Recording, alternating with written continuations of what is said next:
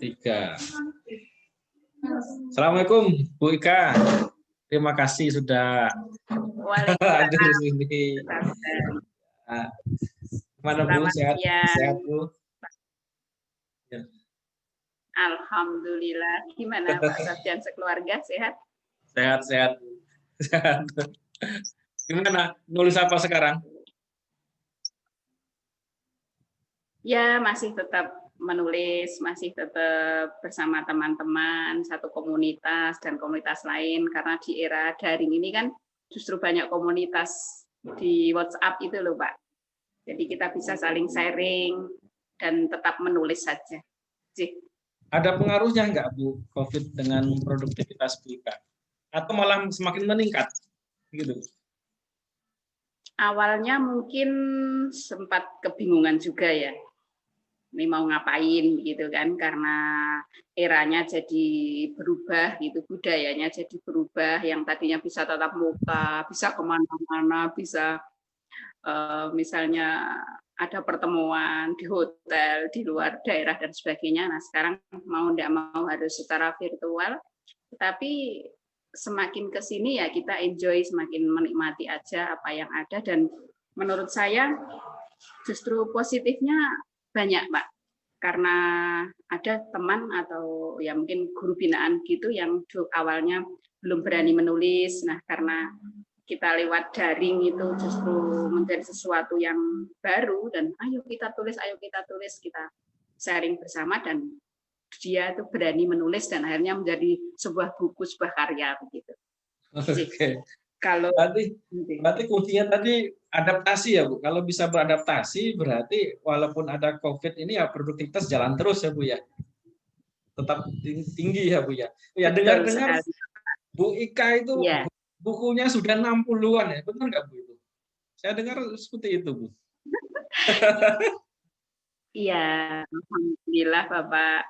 Ya tapi itu kebanyakan antologi yang berjamaah begitu. Jadi ada event menulis di sebuah penerbit, sebuah instansi, kemudian saya ikut gitu. Dan enak sekali karena kita cukup beberapa karya berbahan naskah kan Pak. Kita ikut saja. Ya? Alhamdulillah. Kalau paling banyak tentang apa Bu temanya Bu paling banyak? Saya yang pertama jenisnya fiksi, yang kedua ya kebanyakan itu tentang puisi, tentang cerpen gitu. Dan ini saya baru menambah ke bahasa Jawa, jadi ada cerkak, ada antologi keguritan. Jadi ternyata sastrawan nyata ini Bu, penyair juga ini ya. Saya belum pantas untuk menyandang sastrawan, hanya karena satu hobi saja Bapak. Jadi hobi, menyalurkan hobi yang itu ya banyak manfaatnya begitu. Dan kita bisa mengurai segala sesuatu yang kita lihat, kita baca, kita pikirkan ke dalam tulisan, dan itu bisa dibaca orang gitu. Dan alhamdulillah mereka juga ada yang inspirasi. Tadi Bu Ika nyebut manfaat Bu. Nah, dari nulis sebanyak itu, punya buku sebanyak itu, manfaat apa aja yang sudah Bu Ika dapatkan dari itu? Manfaatnya tentu banyak sekali, tetapi yang bisa saya sebutkan ya Pak. Satu, secara profesional, karena saya sebagai guru, di situ ada pengembangan diri, salah satunya dengan menulis ya, alhamdulillah, sehingga di situ menjadi guru yang bisa menulis dan menginspirasi begitu, bahkan menjadi guru berprestasi karena banyak tulisan gitu Pak. Itu yang secara kedinasan. Yang kedua, di dunia teman-teman penulis ya, kami dianggap sebagai seorang penulis gitu. Jadi kalau di mana dia enak tulis gitu, padahal menurut saya ya saya hanya menyalurkan hobi saja begitu. Saya dengar Bu Ika itu pernah jadi guru berprestasi nasional Bu ya. Juga pernah jadi apa ya? Saya dengar banyak prestasi, pernah penghargaan, bahkan sampai dikirim ke luar negeri sebagai hadiahnya Bu ya. Betul nggak itu Bu? Apa isu itu? Ya, itu 2016 saya menjadi juara 1 guru prestasi nasional. Kemudian 2017 itu dikirim shortcourse ke Finlandia, Bapak. Kita tahu Finlandia itu pendidikan internasional yang terbaik itu. Di sana 10 hari bersama teman-teman ya di musim dingin ya, winter ya. Jadi ya maklum saya wong desa terus sampai Eropa itu kan wow luar biasa. Ya, alhamdulillah itu. Kemudian itu buku saya waktu itu baru 25 judul. Kemudian di tahun 2019 tanpa dinyana-nyana saya ditelepon oleh GTK Jakarta gitu. Bilangnya gini, Bu Ika, bukunya sekarang berapa? Saya jawab 45, Pak. Gitu. Oh ya, besok sore terbang ke Jakarta. Mau dapat penghargaan dari Kementerian Agama gitu lah. Saya terus nubruk-nubruk Pak, namanya. Langsung ya Bu ya, langsung tanpa proses panjang, jumlah bukunya berapa, beri penghargaan gitu Bu ya. Ya, luar biasa. Seperti sesuatu banget gitu. Dan akhirnya saya pergi ke Jakarta yang mendapat piagam itu sebagai guru inspiratif produktif yang menulis 45 judul buku. Itu tahun 2019 Desember. Tahun lalu ya Pak. Sudah guru berprestasi, guru inspiratif lagi, produktif, terus banyak sekali ya Bu ya, banyak sekali. Itu ya, belum lagi Pak. Yang tingkat kabupaten, tingkat provinsi juga banyak ya. Itu baru nasionalnya yang tadi ya. Iya, iya. Iya, berawal dari kabupaten, provinsi baru ke nasional begitu. Itu yang dari segi profesional Bu. Ya. Bagaimana dari segi apa istilahnya kebatinan apa itu ya? Apa yang Bu Ika dapatkan dari menulis, dari mungkin perasaan Bu Ika, pikiran Bu Ika, atau kehidupan di keluarga, atau kehidupan spiritual, atau apa yang dari segi secara internal Bu Ika? Apa yang Ibu dapatkan? Yang pertama saya merasa impian-impian selama saya sekolah itu sudah mulai muncul begitu, mulai terwujud gitu yang pertama. Jadi kepuasan batin ya, karena saya tidak tiba-tiba menulis Bapak.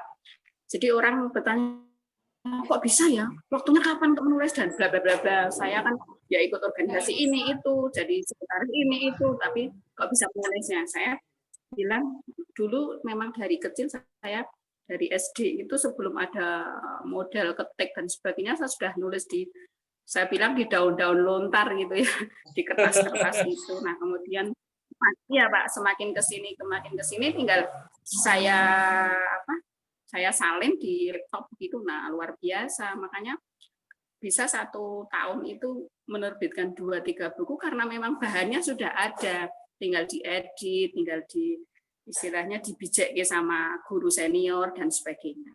Itu Bapak. Tadi pernah disebut ada yang bertanya kapan menulisnya. Saya juga ingin bertanya nih Bu, kapan Bu Ika menulis? Sementara kesibukannya banyak sekali. Pagi, siang, sore, malam, atau sambil tidur bisa nulis ya Bu?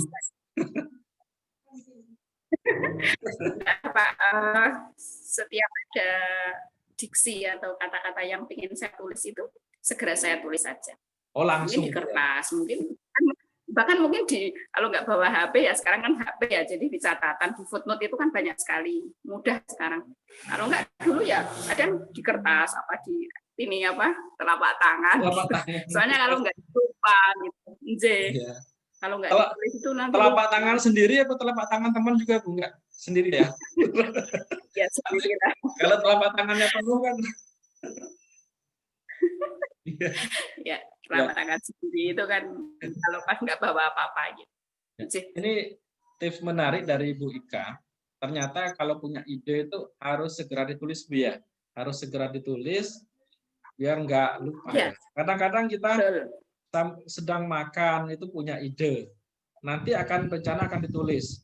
1 jam kemudian lupa dengan ide tadi ya. Atau saat iya. Itu kan sayang sekali gitu. Ya. Misalnya ada hujan gitu.